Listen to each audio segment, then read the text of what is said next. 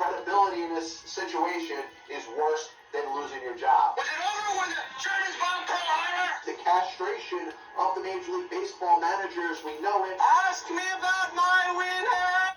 So I'm going to explain why I believe the college football powers got it correct with their 4 teams that are going to be able to compete for the national title. It looked pretty simple on paper coming into the weekend. You had what was, very entertaining, the fact that there were 4, basically out of 5, undefeated teams in college football, ranked 1 through 4, all essentially with control of their own destiny. Obviously, that proves to not be true in Florida State's case. You got Michigan, you got Washington, you got Texas, you got Alabama. And I'm going to explain to you why they got the correct 4 teams.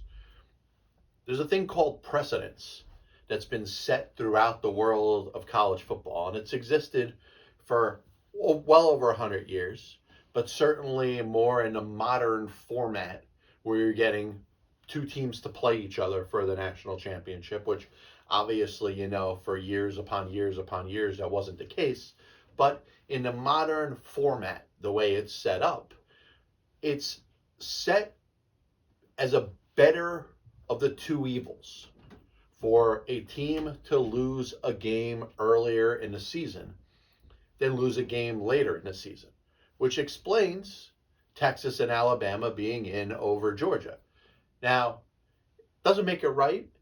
There's plenty of people from the world of Georgia football fans, and obviously the 29-game winning streak that came to an end, and the inability or the what could be considered unfairness that they won't have a chance to defend their 2-time defending national championship. It's sad, but I believe they got it right.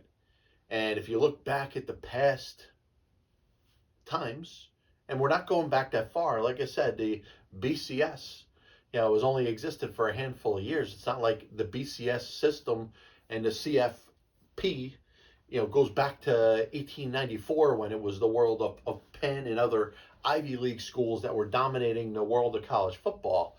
But you look at the fact that a team can lose early, like Alabama did. Their second game of the season, they lost to Texas. They end up winning out their final 11.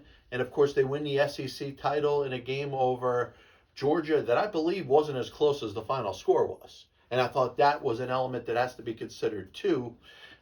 Georgia didn't get robbed in a game. They lost. They were down by 10, and they were fighting back to get it to 3.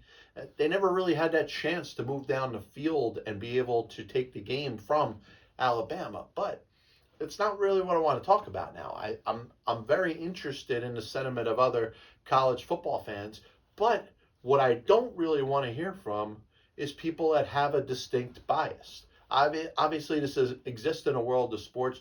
People's opinions of the system and the way it's set up and whether it was right or whether it was wrong is strongly based off of their own biased opinion, based off of what team that they root for. Not just what team they root for, but, whether you're against the SEC conference, you don't like the SEC. You're obviously not going to be happy that Alabama's in. If you are one of those goody two-shoe people that enjoy shaming others that are trying to come up with some sort of competitive advantage, and your answer is, they're cheating, and you say that about everybody all the time, then obviously you're going to have a biasness against Michigan. If you don't like the Pac-12, you're not going to be a fan of Washington being in the position that they're in.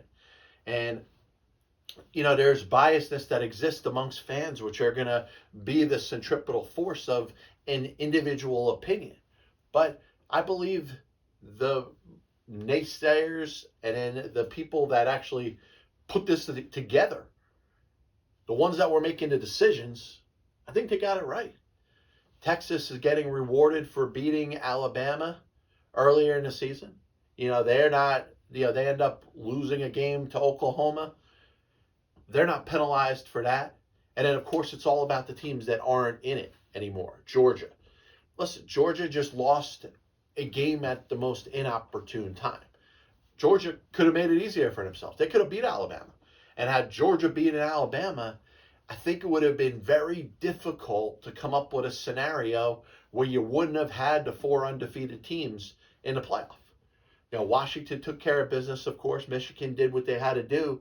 And Florida State ends up winning their game, and all of a sudden they're out of the top 4. A lot of it has to do with the injury to their quarterback, to Travis. Him ended up being, not being available to play really hurts that team, and being on their 3rd-string quarterback in an unimpressive win, though it was a win against Louisville, kind of held against them. But I think it's more about Georgia losing. The fact that Texas and Alabama are both part of the CFP right now has to do strictly with Georgia losing. Alabama beating Georgia, and not forgetting that Texas beat Alabama earlier in the season, and all of a sudden those 2 teams are in, and Georgia and Florida State are out. All strictly because of Georgia's loss. And like I said, had Georgia won, I can't come up with a scenario where I could justify Florida State being left out of the top 4. Now, does it suck for anybody more than Florida State right now? Yeah, it's hard to say that. It's hard to say that anybody else got the shorter end of the stick than Florida State. They did what they had to do. Sometimes you say, hey, it's not about how you win the game, just win the freaking game. This is one of those rare occurrences, is how they won the game was held against them. They didn't blow out Louisville like they were expected to. Part of it was because they were on their 3rd-string quarterback. It's not like they almost lost, though. And this is where I do feel a little bit for those that are biased. They're Florida State fans, maybe they're ACC fans. Your team did get screwed a little bit. But I don't think got screwed by the selection committee as much as they got screwed by the fact that Georgia lost to Alabama. All of a sudden, once Alabama beat Georgia, that's when Texas's name gets back into the discussion. Texas beat Alabama. Alabama beat Georgia. All of a sudden, Texas is a borderline team to get in. And then you have to decide, hey, is Alabama, with their 1 win, their win over Georgia, in spite of their loss against Texas earlier in the season, is it enough for them to leapfrog Georgia and Georgia to be out of the top 4? Once that was decided, okay, it was basically coming down to Florida State or Texas, and it would have been a tough sell to put Alabama in and all of a sudden not have Texas win in. So I believe the CFP is set. I also think I think it was done correctly, but most importantly, I think it's set for really the 4, I think, best teams in the country. Maybe not. Maybe you feel Georgia's still better. Maybe you feel like Florida State got robbed. But I think we're set up for 3 very entertaining games. 2 games I'm going to watch on New Year's Day, and obviously the following Monday for the college football championship. This week is one of my favorite weeks of the entire year. Nothing to do with college football, obviously. Baseball tie will kind of remind those that it's the baseball winter meetings. One of the things that I take pride in and have done over the years is being able to be down there and being part of the mix. I'm okay with not going this year, but it doesn't mean that I'm not, kind of waiting with bating breath to see what happens when it comes to certain players and moves that are made. I don't know if everything's going to be solved by this week in Nashville. Probably not. Shohei Ohtani may make a decision. Yoshitshibo Yamamoto might be more inclined to make his decision next week. And what's interesting, and I've said this before, one of the things that I find the most intriguing about the offseason this year is it's not just about a couple teams with a ton of money. And, you've heard me talk before about the Phillies' willingness to spend under David Dombrowski, the fact that the Boston Red Sox and the Chicago Cubs, we know that they have the financial resources to go all in when they decide to do that, which would not shock me or would not shock this person if they were a team to sign an Ohtani or a Yamamoto. Juan Soto out there. the fact that the Padres are looking for the highest return, I think opens up the possibility Juan Soto for 1 year for a rental for a lot of different teams that could jump in and make this type of move. Juan Soto in Toronto for 1 year, I think, would be an absolute boom for that organization. What they've done with developing the pitching, the young players they got there, the fact that they made it to the postseason the last couple of years in a row, just to get that Juan Soto player to put them over the top. Obviously, there's a ton of talk about Soto and the Yankees, and I just hope that the Padres don't decide to allow themselves to be bullied by Brian Cashman. If the Yankees want to make the trade, and I've said this before, my biggest issue with Brian Cashman is the fact that he wants to do things on his own terms. He doesn't want to pay market value for a player. If he wants to make the trade for Juan Soto, he is going to have to give close to what the Padres are looking for, or else I want to see another team go in there and give the Padres what they want. You don't want to pay what the player costs? Watch as another team goes and trades for him. When it comes to negotiating a contract, the Yankees understand that they need to have the best offer. They need to have be willing to sacrifice the most years and the most dollars for a given player, or else they're going to risk losing them to another player. So the Yankees may be okay. All right, well, maybe Soto's out of our price range in regards to prospects. Maybe they move on to Cody Bellinger. Yamamoto. You want to have him anchor in a rotation with Garrett Cole, especially when Garrett Cole has a chance to walk away at the end of this season. So it's going to be interesting to see how a lot of things unfold. But like I said, the most exciting part about this is that I feel there's a lot more teams in the mix this year than there were in the past. And whether it's a team that ends up signing Shohei Ohtani, I don't think it's just the Dodgers. I don't think it's just the Dodgers or the Mets or the Yankees, like we've spoken about in the past. The teams with the most money, the teams that owners are willing to spend the most money.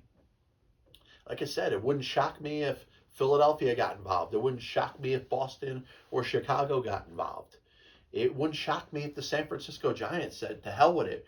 We're tired of finishing second when it comes to Aaron Judge and Carlos Correa and players of that echelon. Let's go out there and be the ones to get Shohei Ohtani. And the balance of power of baseball is going to be dictated by where Ohtani goes. If Ohtani goes to the Atlanta Braves, but the only issue I have with the Braves, and hear me out. You know that I'm, as a Mets fan, I'm not 100% in love with the Braves, but I love what the organization has done. I love the way their team is set up to win year after year and should be for the next series of years. One thing that I don't believe the Atlanta Braves do is they don't give that type of contract out there. There's not a player playing for them that's making $200 million, $300 million. You look at, some of the contracts they have out there may have the potential with incentives and options and stuff like that to maybe pass it. But we all understand what it's going to cost to get Shohei Ohtani. Multiple $500 million plus contract offers out there for him. There's possibly in a $600 million range. Is he going to go to the Braves for considerably less? The precedence hasn't been set. You heard me talk about precedence when it comes to rewarding a team in college football for losing a game earlier in the season as opposed to later. The precedence has been set that the Braves don't spend this kind of money. Now, would this be the one exception? Would this be the one player that you'd say, it's probably worth it to spend this money? Conventional wisdom says yes. I'd believe it once I saw it from the Braves. And that's the only thing. Would he be a great fit? Absolutely. You're talking about the Braves, who would probably be the favorite to win the World Series every year he's there. And they might be already. So I think it would be a great move for that organization and a time to say, you know what? Now is the time. You want to build a dynasty in Atlanta? Go out there and get Shohei Ohtani. It's going to cost you. My favorite part of the program, we're about to jump into what I like to call saving sports history. This is the time where I talk a lot about things that don't get discussed amongst the remembrance of sports history. We're going to jump in a DeLorean, crank it up to 88 miles an hour, and go back to the year of 1909. Everything that I'm talking about today happened on the 4th day of December. So December 4th, 1909, the first Grey Cup was played. It was on Rosedale Field in Toronto. The University of Toronto beat the Toronto Parkdale Canoe Club to win the first Grey Cup. And what stands out about this prestigious event and championship game is there's now been 114 of them. It's one of the longest running traditions of championship games that have existed in the world of sports. A couple little times that they didn't play it during World War I, and a bunch of different changes over the course of the landscape of this, but the 114th anniversary of the first Grey Cup today. The same day, one of the most prestigious franchises in the history of professional sports, a 24-time Stanley Cup champion Montreal Canadiens team, was formed on this day in 1909. 1921, the APFA, the American Pro Football Association, had, not intentionally, but had its first title game during this day. The Chicago Staleys defeated the Buffalo All-Americans. They ended up finishing the season in a regular season tie. So they needed to play a game. The first precursor to the NFL championship game on this day in 1921. 1943, Kenesaw Mountain Landis, a guy who I have openly crucified on this program, talking about the fact that he had no interest in African American players playing on the same field as white players while he was the commissioner. And while I still believe that to be true, on this day in 1943, Kenesaw Mountain Landis, in a statement, announces that clubs may sign Negroes. Do I let him off the hook for just a statement? No. I think he was kind of pressured into it. I don't think this is something that he ever really wanted to do. And there is a coincidence that a movement for a team to sign a black player didn't start to get any closer until he died less than a year later. 1948, the 13th Iron Bowl. Alabama whooping the hell out of Auburn 55-0. But what stands out about this particular game is the fact that it's the first Iron Bowl played since 1907. So we're talking about 1948, a 41, 42-year difference between the last time Alabama played Auburn and obviously the 13th Iron Bowl, and it's something that's been a tradition almost ever since. 1961, one of the better, I think more underrated heavyweight champions, Floyd Patterson, defeated Tom McNeely for the heavyweight title. Now, Floyd Patterson is remembered probably more about what happened to him after Sonny Liston beat him. After Sonny Liston beat him for the heavyweight title, he was never the same. He lost several times after that. So everything that he had built up as being this esteemed heavyweight champion was kind of lost after Liston I just think kind of knocked the dominance out of him. After his loss to Liston, he was never the same, but still one of the more underrated heavyweight champions in the history of professional boxing. 1965, Masanori Murakami, who was the first Japanese player to play for an MLB team, decides he's going back to Japan. Murakami was a very good pitcher. He ends up deciding to go back to Japan, and obviously this is very fitting in the landscape of Major League Baseball, where Shohei Ohtani is about to get the highest paid contract in the history of probably professional sports, right? Yamamoto is about to sign a big deal. It's good to remember the first Japanese player to play Major League Baseball, Masanori Murakami. Birthdays on this day, on the 4th day of December, Jesse Burkett, one of the more underrated 19th century players.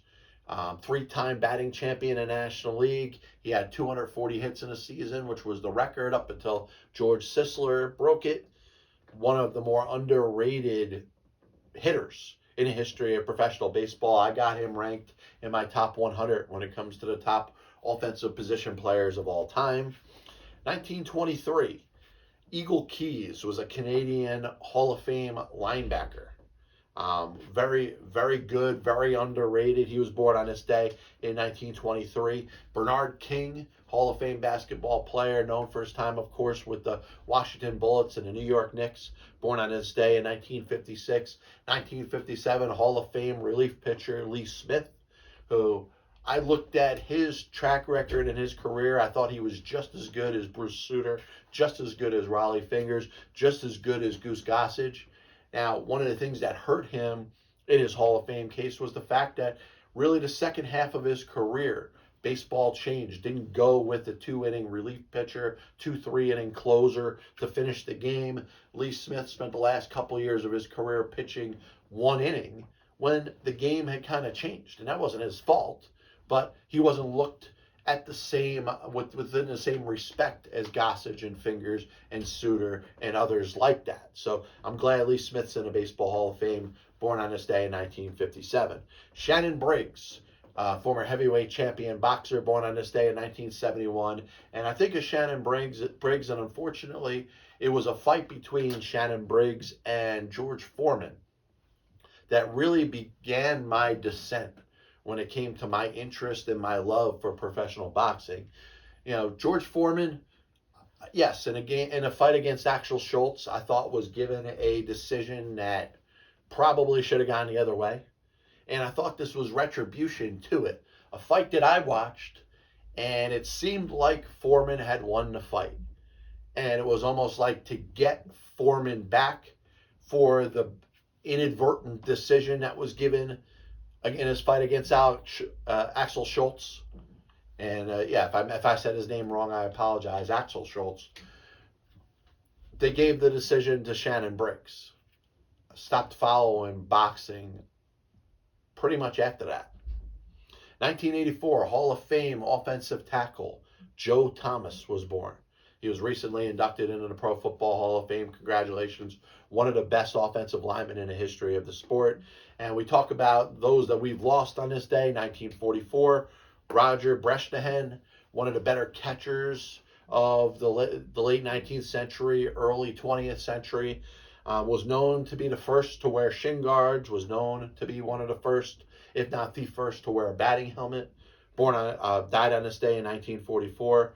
Bruce Drake, the longtime Oklahoma football coach, passed away on this day in 1983. This is the Passball Show, brought to you by JohnPLA.com, by St. Aloysius Church in Jackson, New Jersey, by Two Ways, One Passion Food Truck, located in Scranton, Pennsylvania. If you're interested in hearing me flap my yap mouth, you could listen to me on Spotify, Apple Music, Amazon Music, of course, videos on YouTube. God bless you, and as always, I'll see you on the other side.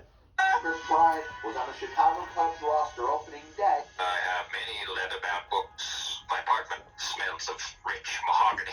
Why don't you give it all, or a majority of it, to the team that wins the friggin' World Series? I was going to listen to that, but then I just carried on living my life. Now they come out as the biggest Major League Baseball manager apologist. That'll only make someone work just hard enough not to get fired. Because hitters are going out there saying, I'm either going to hit a home run or I'm going to strike out. And if I don't get a pitch that I feel like I could drive out of the park, I'm not even supposed to be here today. especially you prospect whores and hoarders, are going to be a little pissed off at me when I say this. I'm a dude believes a dude disguises another dude. There are only two managers in baseball's Hall of Fame who have losing records. One of them is the iconic Connie Mack, who you could say, in spite of winning 5 World Series championships as a manager, could be in as much as a pioneer.